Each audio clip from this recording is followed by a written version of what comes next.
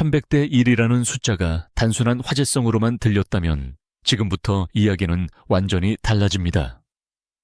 불꽃자구 시즌2는 감성으로 버티는 무대가 아니라 이기기 위해 가장 냉정한 선택을 해야 하는 전장에 더 가깝습니다. 그래서 이 라인업은 이름값만으로 정리되지 않습니다. 누가 더 유명한가가 아니라 누가 더 적은 실수로 경기를 잠글 수 있는가. 바로 그 질문에서 모든 순위가 시작됩니다. 가장 먼저 시선을 끄는 이름은 단연 오승환입니다. 많은 사람이 묻습니다. 오승환이 왜 여기서 나오느냐고. 하지만 바로 그 의문 때문에 더 위험합니다. 마지막 순간을 맡길 수 있는 투수 한 명이 있다는 사실만으로도 팀 전체의 호흡이 달라지기 때문입니다. 선발은 더 과감하게 스트라이크를 던질 수 있고 야수들은 한 점 차 리드에서도 흔들리지 않습니다. 이건 단순한 마무리 카드가 아니라 팀 전체의 심리를 지배하는 존재입니다. 여기에 김강민 같은 베테랑 수비 자원 이학주와 이원석처럼 내야의 안정감을 책임질 카드 윤대경처럼 선발과 불펜 사이에 공백을 메울 수 있는 연결 투수까지 더해지면 그림은 더욱 선명해집니다. 이 팀의 핵심은 화려한 홈런쇼가 아닙니다. 실점을 막고 흐름을 끊기지 않게 만들고 위기에서 무너지지 않는 구조입니다. 그리고 바로 그 구조를 완성하기 위해 김성근 감독이 선택할 수 있는 190cm급 유망주 카드까지 거론되기 시작하면 시즌2는 단순한 예능이 아니라 전술의 싸움이 됩니다. 결국 이 라인업의 무서움은 한 명의 스택에서 나오지 않습니다. 교체 카드 하나, 수비 위치 하나, 짧은 이닝을 버텨줄 투수 하나, 경기 후반을 잠가줄 베테랑 한 명이 맞물리면서 상대를 질식시키는 데 있습니다. 겉으로 보면 순위 노름처럼 보일 수 있습니다. 하지만 안을 들여다보면 이건 누가 팀을 더 오래 버티게 만들 수 있는가를 계산한 설계도에 가깝습니다. 오늘 이야기의 핵심은 분명합니다. 불꽃자구 시즌2가 진짜 승부 모드로 간다면 필요한 것은 가장 화려한 선수들이 아닙니다. 가장 결정적인 순간에 가장 덜 흔들리는 선수들입니다. 그리고 그 기준으로 다시 보면 왜 오승환이 가장 위협적인 이름인지, 왜 베테랑과 유틸리티 스윙맨과 수비형 자원이 이 팀의 뼈대가 되는지, 왜 김성근 감독의 선택이 시즌 전체의 방향을 바꿀 수 있는지 보이기 시작합니다. 이제부터는 단순히 누가 유명한지를 보는 시간이 아닙니다. 누가 진짜 시즌 1을 바꿀 수 있는 선수인지, 누가 이 팀을 낭만이 아닌 승리의 팀으로 만들 수 있는지 하나씩 파고들 차례입니다. 이제 순위의 아래쪽부터 다시 들여다보면 오히려 이 팀의 진짜 계산법이 더 선명하게 드러납니다. 가장 눈에 띄는 부분은 단순히 스타를 위로 올리는 방식이 아니라 지금 이 팀에 어떤 구멍이 있고 그 구멍을 누가 현실적으로 메울 수 있느냐를 기준으로 후보를 세웠다는 점입니다. 그래서 이름이 조금 덜 화려해 보여도 특정 포지션에서의 희소성이나 활용폭이 큰 선수는 결코 가볍게 볼 수 없습니다. 바로 그 지점에서 먼저 주목하게 되는 것은 젊고 큰 체격을 가진 자원들입니다.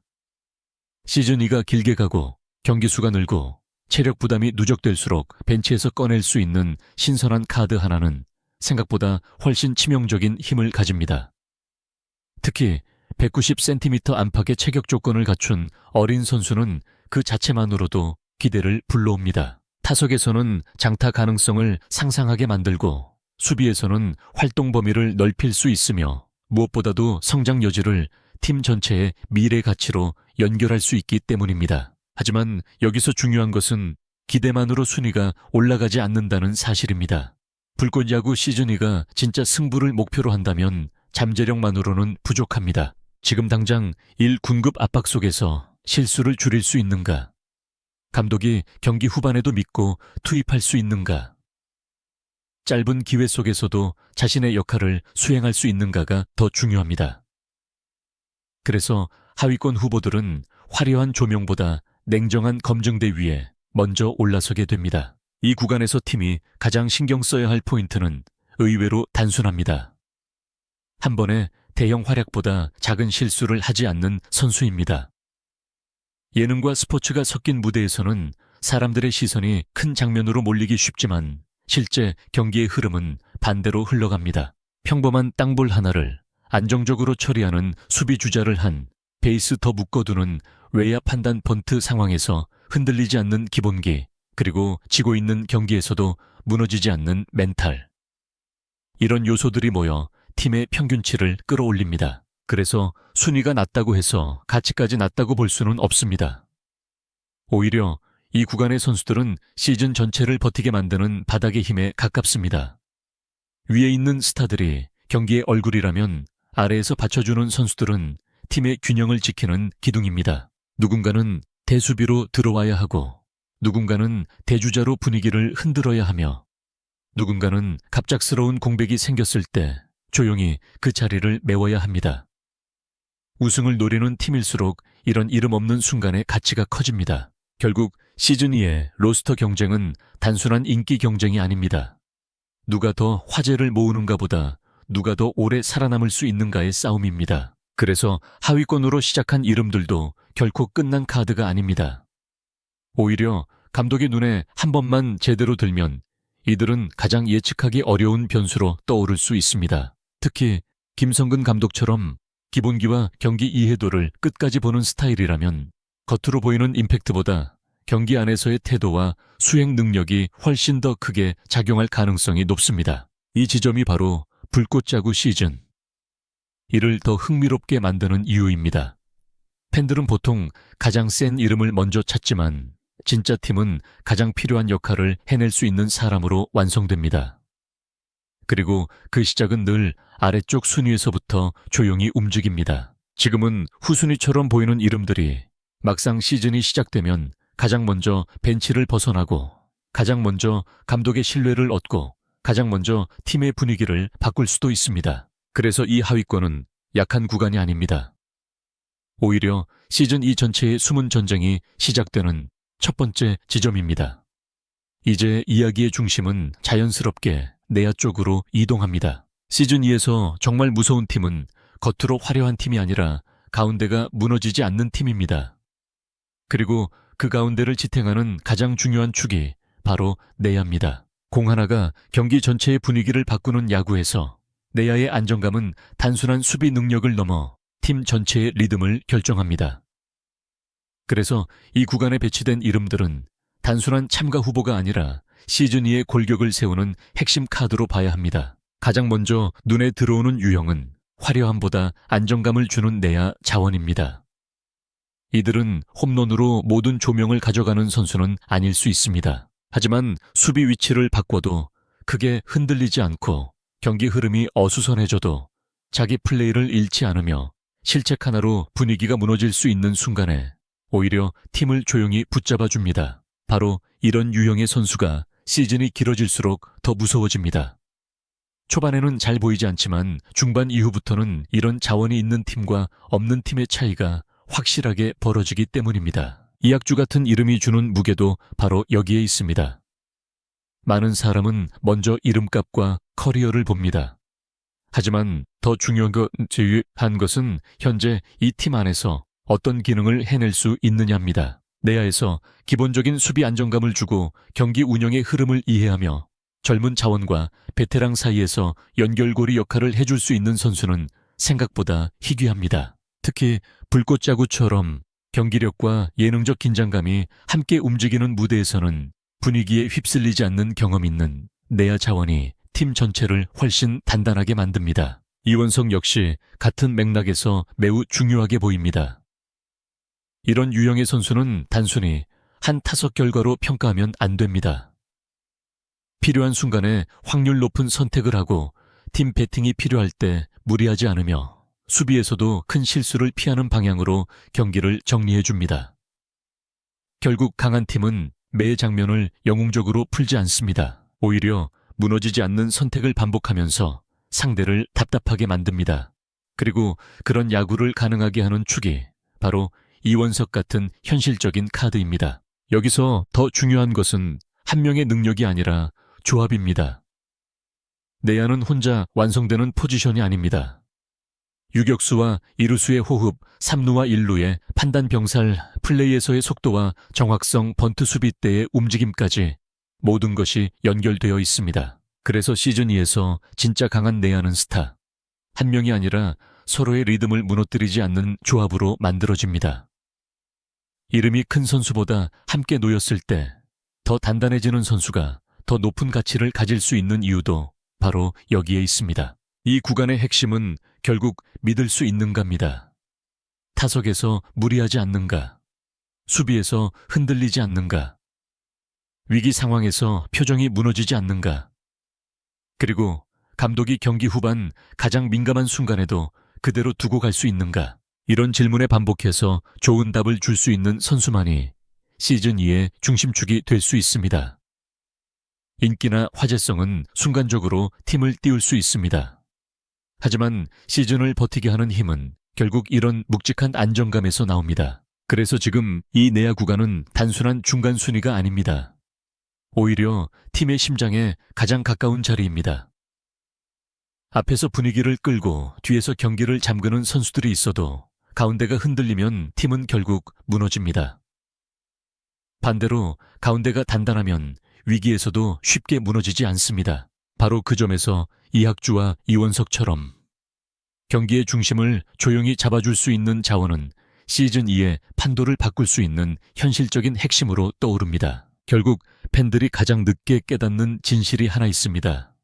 야구는 가장 화려한 선수 한 명이 아니라 가장 안정적인 연결이 많은 팀이 이긴다는 사실입니다.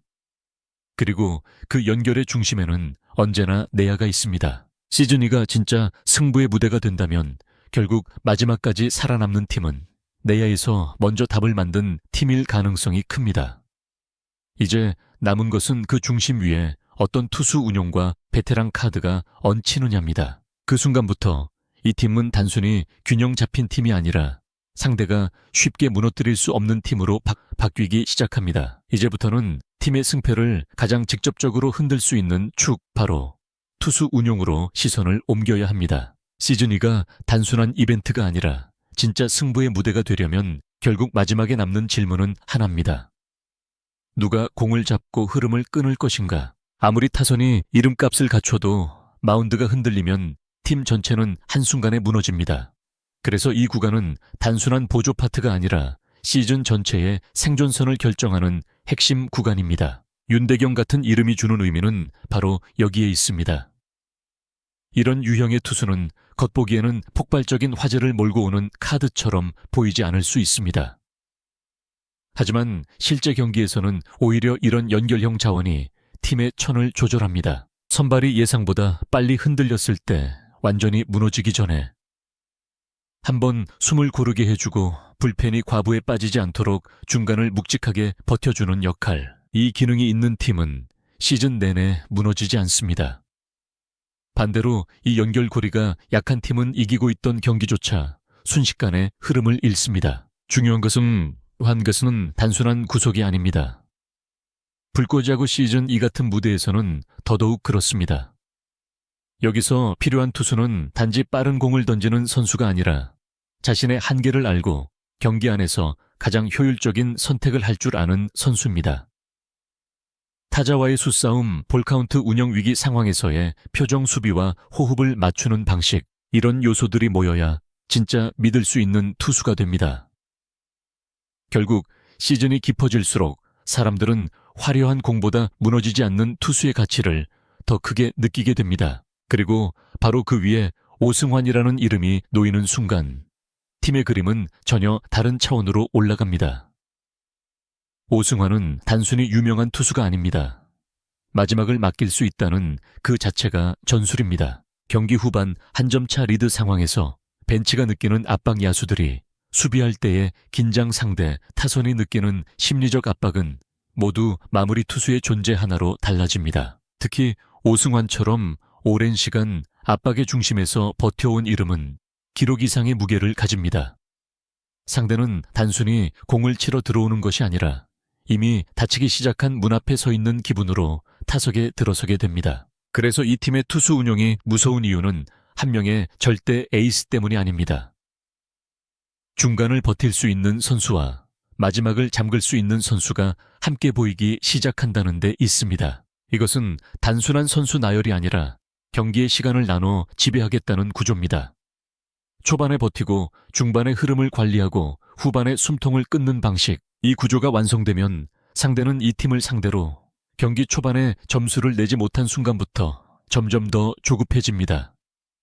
그리고 조급함은 결국 실수로 이어집니다. 감독의 입장에서 보면 더 명확합니다. 김성근 감독처럼 경기의 세부를 끝까지 보는 지도자에게 가장 중요한 것은 이름값보다도 계획을 실제로 실행할 수 있는 카드의 존재입니다. 어느 이닝에 누구를 넣을 수 있는가? 위기에서 누가 도망가지 않는가? 연투 부담이 생겼을 때 누가 그 빈틈을 메울 수 있는가? 이런 계산이 서야 시즌 전체를 운영할 수 있습니다. 그래서 윤대경 같은 실전형 자원과 오승환 같은 마무리 축이 동시에 언급된다는 것만으로도 시즌 2의 그림은 단순한 상상 단계를 넘어 꽤 현실적인 전력 구상처럼 보이기 시작합니다. 결국 투수 파트의 본질은 하나입니다. 야구는 흐름의 스포츠이고 그 흐름은 대부분 마운드에서 끊기거나 이어집니다. 아무리 큰 이름이 타선에 늘어서 있어도 마운드가 불안하면 팀은 늘 쫓기는 경기를 하게 됩니다. 하지만 연결 투수와 마무리 카드가 제자리를 찾으면 팀은 비로소 경기를 설계할 수 있게 됩니다. 바로 그 순간부터 불꽃야구 시즌. 이는 재미있는 예능 야구가 아니라 실제로 상대를 압박할 수 있는 팀 스포츠의 얼굴을 갖추게 됩니다. 이제 판은 거의 완성됐습니다. 안정적인 내야 경기 후반을 잠글 수 있는 투수 그리고 흐름을 읽는 감독의 존재. 남은 것은 이 모든 조각을 실제 승리의 구조로 묶어줄 베테랑 카드와 결정적인 중심축입니다. 그 이름들이 마지막 구간에서 등장하는 순간 왜 이 팀이 단순히 화제성만으로 설명되지 않는지 훨씬 더 분명해집니다. 이제 팀의 윤곽은 거의 드러났습니다. 하지만 진짜 강한 팀은 여기서 한 단계 더 올라갑니다. 단순히 포지션이 채워졌다고 완성되는 것이 아니라 경기 전체의 온도를 바꿀 수 있는 베테랑이 있어야 합니다. 시즌 2가 길어질수록 그리고 한 경기 한 경기의 무게가 커질수록 결국 마지막에 팀을 붙잡는 것은 기술만이 아닙니다. 흔들리는 순간 벤치를 진정시키고 흐름이 끊기려는 찰나의 경기의 중심을 다시 세우는 경험의 힘입니다. 그래서 이 구간에서 거론되는 이름들은 단순한 보강 자원이 아니라 팀의 정신적 축에 가깝습니다. 김강민 같은 이름이 특별하게 들리는 이유도 바로 여기에 있습니다. 이런 선수는 단순히 공을 잘 잡는 외야수라는 말로 설명되지 않습니다. 수비 하나로 경기의 공기를 바꾸고 타석에서 결과를 내지 못하더라도 팀 전체의 긴장을 무너지지 않게 만들며 어린 선수들이 흔들릴 때 말 한마디로 방향을 잡아주는 존재입니다. 시즌 2처럼 관심이 집중되고 압박이 큰 무대에서는 이런 베테랑의 존재감이 생각보다 훨씬 크게 작용합니다. 팬들은 종종 눈에 보이는 성적을 먼저 봅니다. 하지만 실제 팀 안에서는 이런 선수가 한 명 있느냐 없느냐가 경기 후반의 표정 자체를 바꿉니다. 베테랑의 진짜 힘은 기록지에 전부 남지 않습니다. 타구 판단 하나, 상대 주자의 움직임을 읽는 속도 투수에게 건네는 짧은 신호, 그리고 중요한 순간에 후배들이 불필요한 긴장에 빠지지 않도록 잡아주는 분위기. 이런 것은 숫자로 다 설명되지 않지만 승부에서는 결정적인 차이를 만듭니다. 김강민 같은 유형은 바로 그 보이지 않는 영역에서 팀의 수준을 끌어올립니다.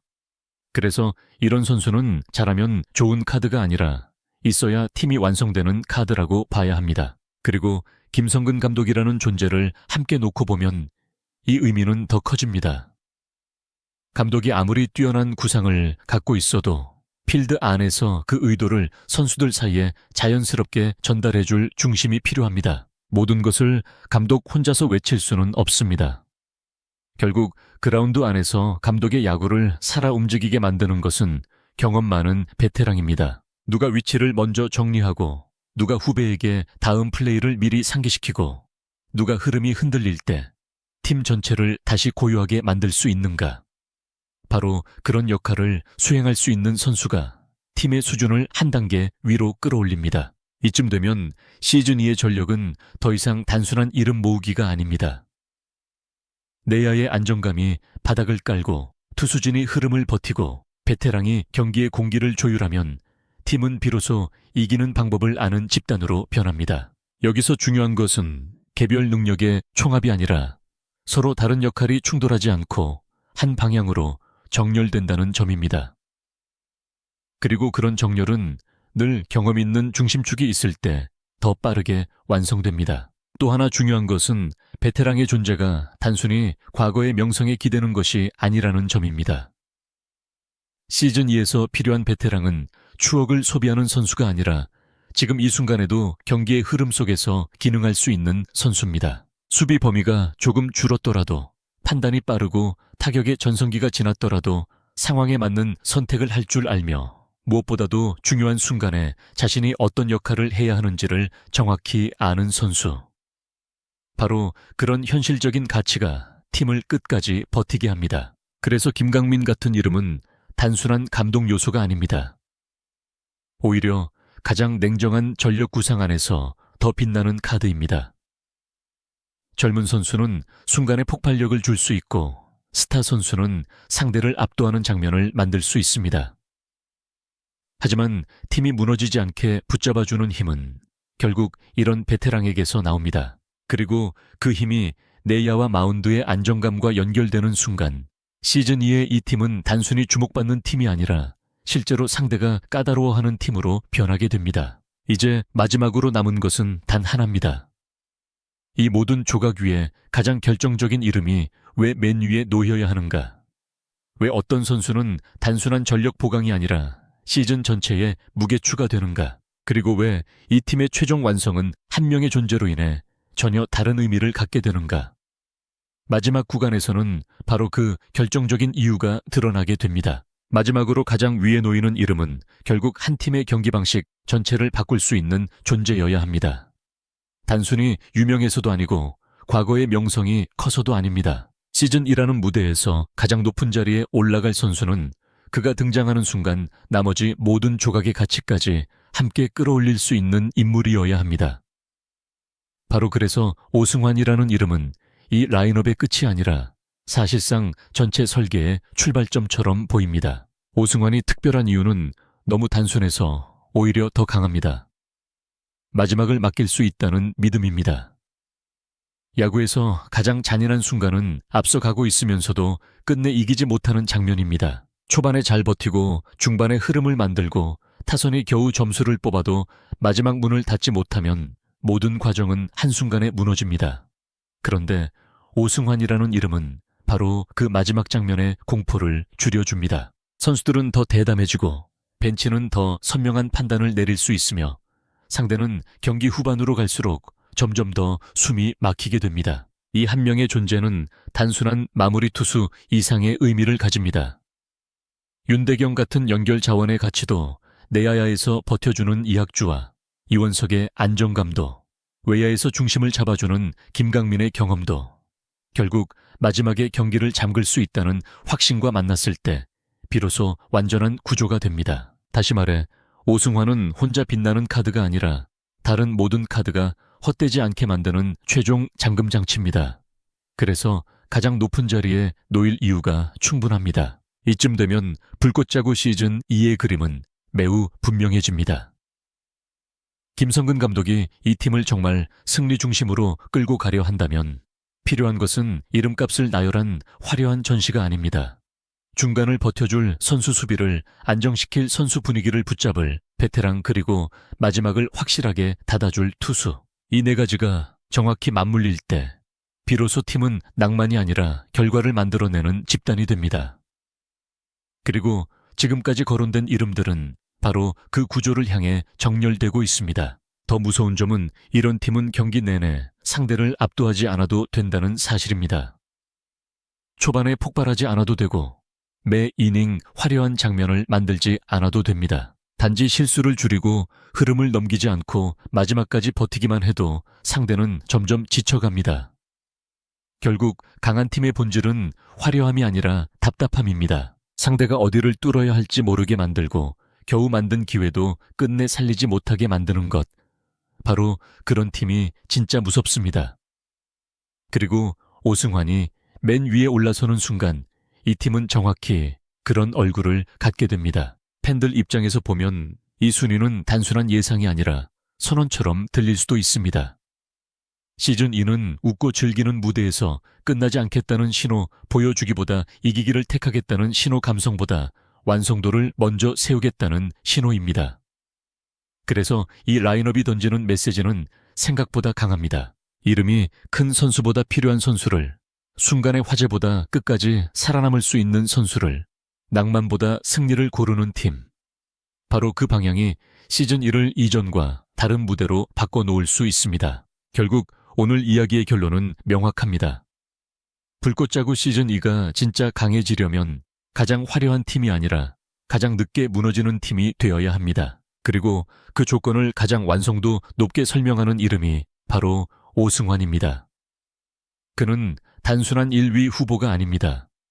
이 팀 전체의 안정감, 계산, 자신감, 그리고 마지막 승부의 문을 상징하는 존재입니다. 그래서 가장 높은 자리에 오르는 것이 이상하지 않습니다. 오히려 그가 맨 위에 있어야 지금까지의 모든 조각이 하나의 팀으로 완성됩니다. 이제 남는 질문은 하나뿐입니다. 만약 이 구상이 현실이 된다면 불꽃자구 시즌2는 어디까지 갈 수 있을까? 단순한 화제작으로 끝날까? 아니면 누구도 쉽게 흔들지 못하는 진짜 승부의 팀으로 기억될까? 바로 그 답은 오늘 우리가 살펴본 이 이름들이 실제로 한 팀이 되는 순간부터 시작될 것입니다.